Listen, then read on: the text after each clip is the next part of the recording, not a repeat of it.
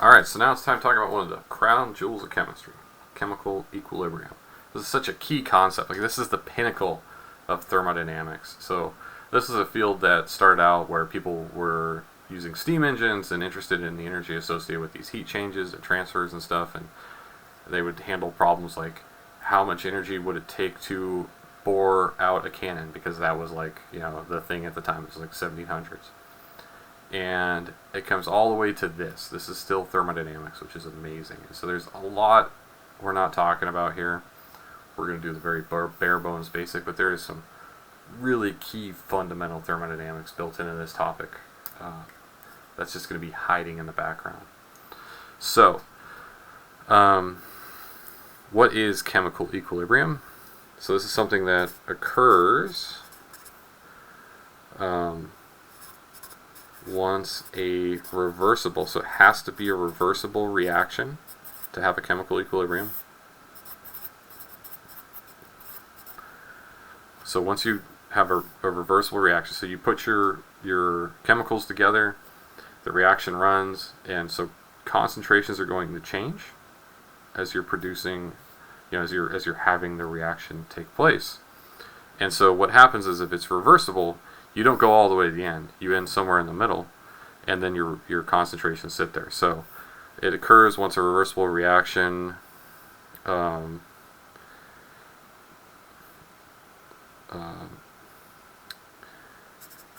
has concentrations. Lost my train of thought there for a second.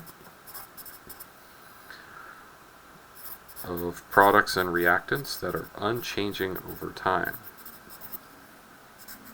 And so it's kind of like your reaction stops partway, but it's a little more detailed than that. We're going to talk about it.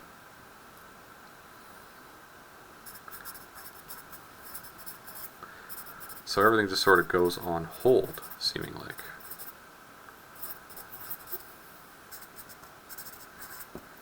Okay, so let's do an example of this before we really start talking about it more. So for example, first off, we've seen some reversible reactions, like the formation of ATP. It breaks into ADP and then we can remake ATP. That is a reversible process. You can argue that the carbon cycle is a reversible process, but it's like, it involves plants and animals, and it's tricky. But on the macro scale, yeah, it's reversible. But in terms of being able to do it in a beaker, like I burn something and I turn it back into, I burn glucose and I turn it back into glucose. No, it's not necessarily reversible in that regard. So, acetic acid can react with water and turn it into H3O+. It can ionize water. And so you get acetic acid. Again, you don't have to know these names. So this is what's in vinegar. And then you get acetate, which is pretty commonly used as a food preservative, I believe. So, acetic acid, acetate, and then we get this guy right here, which is called hydronium. I can't remember if it was on your list of ions or not. We get the hydronium ion. So this is the forward. Well, it can be reversed.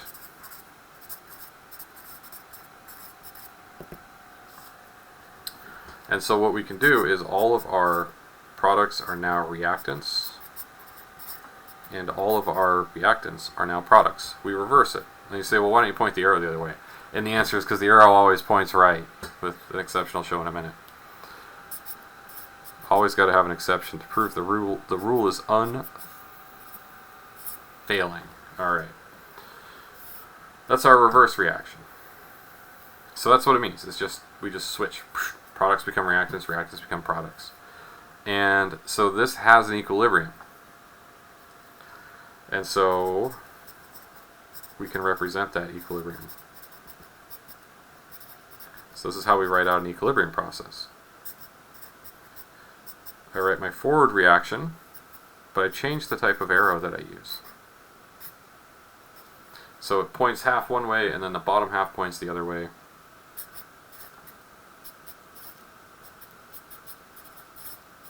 And this shows that it's reversible and it's undergoing equilibrium. And so what we have is not that this happens and it stops, or this happens and it stops, but that they both keep happening and they just land somewhere in the middle. And so what happens is this reaction goes, these guys start showing up, and they start reacting and going backwards. And so they start canceling each other out at a certain point, and then you reach equilibrium. And so this reaction is happening, and this reaction is undoing it. Or this reaction is happening, and this reaction is undoing it. And when you reach equilibrium, they just start canceling each other out at the same rate. And we're going to talk about reaction rates more in, I believe, the next section, maybe one more after that. But you land in a situation where your concentrations are unchanging. And so this is happening.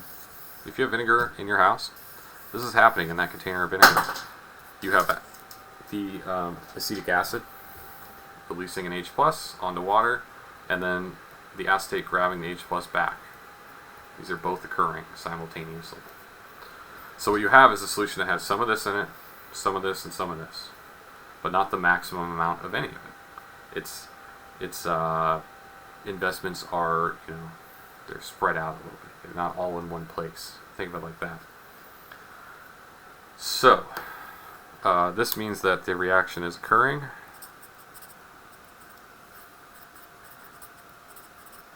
In both directions, just to be clear. And you know what we call it? If you had to guess. So not the reaction arrow, because it's not a reaction. We call it the equilibrium arrow.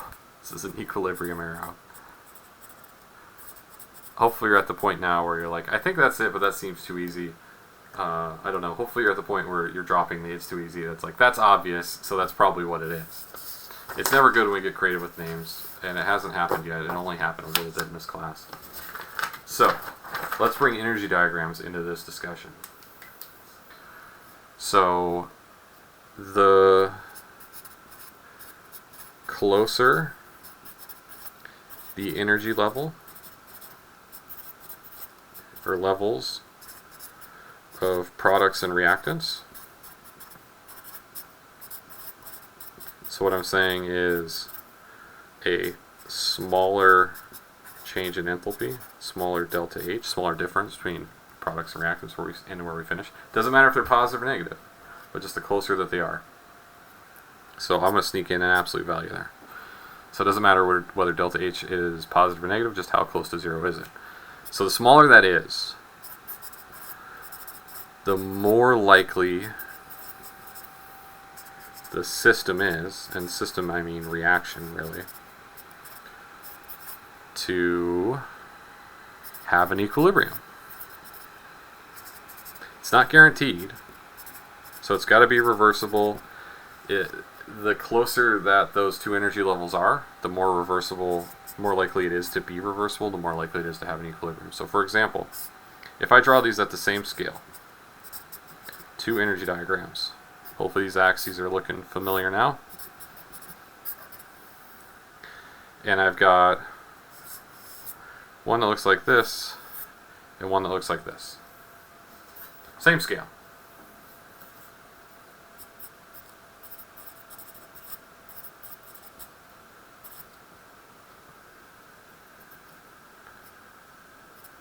Very small delta H compared to this. So we've got option, we'll call it A, option B. Option B is more likely to have an equilibrium because those energy levels are closer together, whereas over here, they're more spread apart. That's what we're seeing here. So it has a smaller absolute value of delta H. By the way, did I draw endothermic or exothermic processes? What do you think? Maybe I won't tell you. So option B has a smaller absolute value of delta H. So it's more likely to have an equilibrium.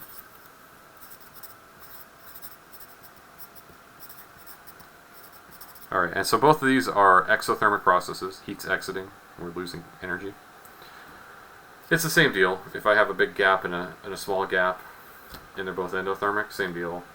It's just small gap wins, small change. And it doesn't matter if I have a big gap that's exothermic and a small gap that happens to be endothermic, small endothermic gap wins. So it's more likely to be reversible. It's more likely to have an equilibrium. Now, we can add some more detail to this. So that's just, is it likely? So let's just say from now on, everything I'm talking about does have an equilibrium. So this is for systems that do. So that's how you can tell, is the system likely to have an equilibrium? But once you know it does, we can start talking about these next details here. So for systems that do have an equilibrium,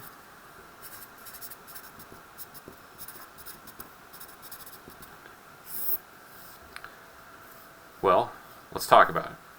They're not always 50-50. It's not like, oh, half my stuff's products, half my stuff's reactants. That's not how equilibrium systems work. They balance wherever they balance. Each system is different. So this could be balanced, and it could be even. It just depends. So what does it depend on? Well, the relative energy levels of our products and reactants. So if this has an equilibrium, the low side is going to be favorable. So the reactants are up here, products are down here. You're going to have more time in the lower energy level. So we've got our reactants, we've got our products. Products are lower energy. So what does that mean? Well, it means the forward reaction is favored.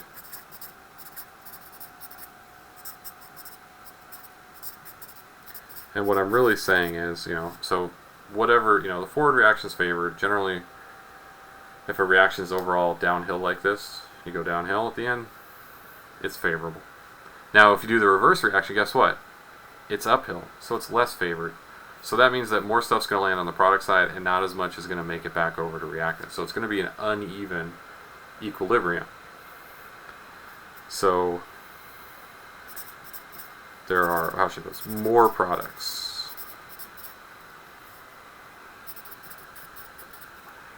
present at equilibrium.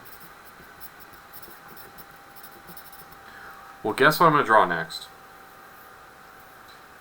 I'm going to draw, this is exothermic, I'm going to draw an endothermic process. And guess what?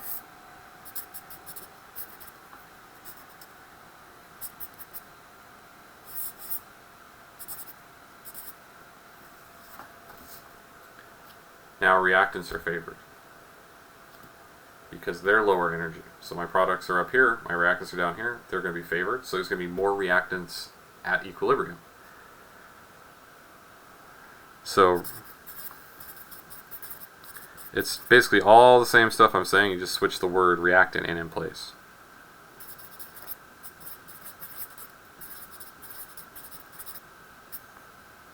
So the reverse reaction is favored, and more reactants at equilibrium.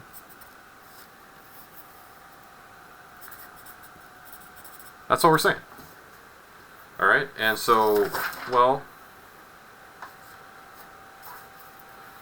what about if it's even, right? What if it's pretty even? Delta H is like real close to 0. Well, now it's about 50-50. Reactants and products.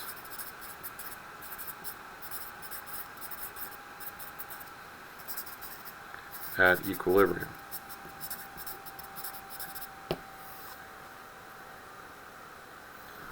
So, both the forward and reverse reaction are pretty equally favored here.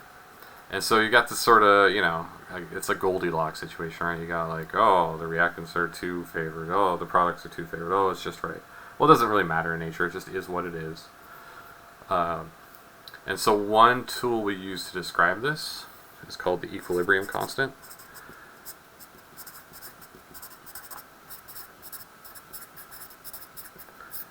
K, also known as KEQ, because there are actually a ton of Ks.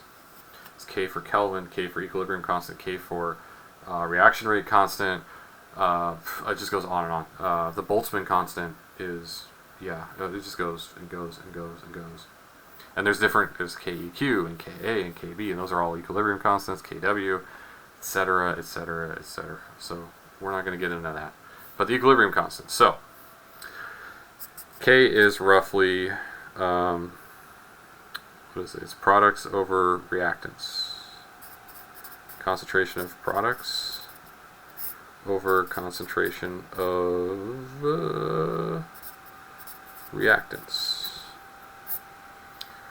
Very loosely. This is not the full story here. But what that means is, if I have a situation like this, K is about 1. Because my products and my reactants are about the same, and so, let's say they're both 2. 2 divided by 2 equals 1. So it's about 1.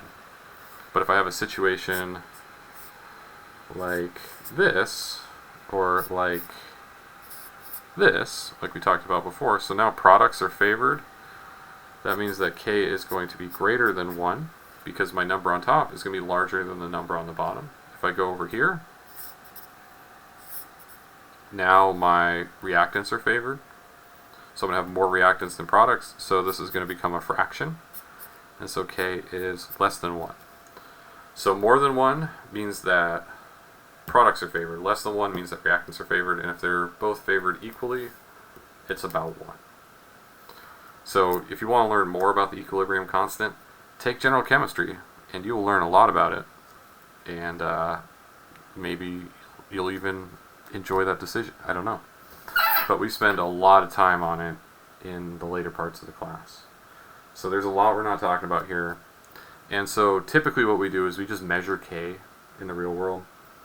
And it turns out that it's actually related to the activation energy of our reactions here. Specifically our forward one. And so we can measure K. It's a mess. You got to do it at all these different temperatures and stuff. But this is how we figure out what EA is. This is how we actually measure it. But this is, K is a measured value. It's not predicted typically. Every now and again, us theoreticians get a bug in our bonnet, get a bee in our bonnet, and we decide to just start calculating constants that are much easier to measure than calculate, because we just like to show off our, how good we are, hot stuff. So I'm not going to say no one does this, but typically it's a measured value. So when you look it up in a book, if you want to know like equilibrium constant for a specific system, like say acetic acid, you can look that up. Someone measured it. It's not calculated. And it will change with temperature for reasons we'll talk about later.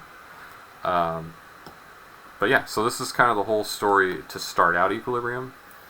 Now we're going to talk about some key stuff. So what we have now are systems at equilibrium. So they started out, maybe we threw some, acetate in water, and then it reached equilibrium by forming acetic acid and back and forth, and eventually it lands in equilibrium.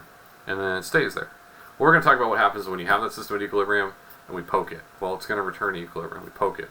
It returns to equilibrium. So we can mess with these, and they're going to alter themselves. Equilibrium is self-determinate. It will find equilibrium automatically. That's the cool thing about it. So no matter what we do to push a system off equilibrium, it will return. Our cells are horrifically out of equilibrium. We are 100% out of equilibrium beings. If we were at equilibrium, and so equilibrium always occurs. It always wins. And so for a biological system, for a cell, you will reach equilibrium when you die. That's the truth. Your cell is working really hard to not be at equilibrium all the time. Those cellular processes that it's doing are all keeping it out of equilibrium, because that is survival. When the cell dies, those processes stop. It goes to equilibrium. So I always like to point out that for biological systems, equilibrium is death. Death is equilibrium. They are actually the same thing. Alright, so on that note, we'll talk about Le Chatelier's principle next. We're going to poke some systems at equilibrium and talk about what they do to compensate. And then that'll be it for this whole section.